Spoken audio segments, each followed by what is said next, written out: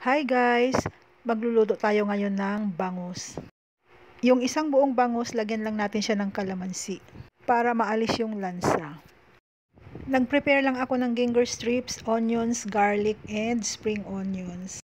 Ilalagay lang natin yung ginger strips, onions, and garlic at saka yung spring onions sa ibabaw ng bangus. Spread lang natin maigi sa ibabaw.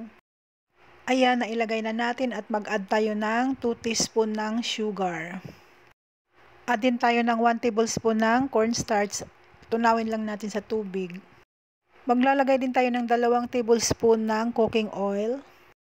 Add na rin natin pati yung tausi na 2 tablespoon.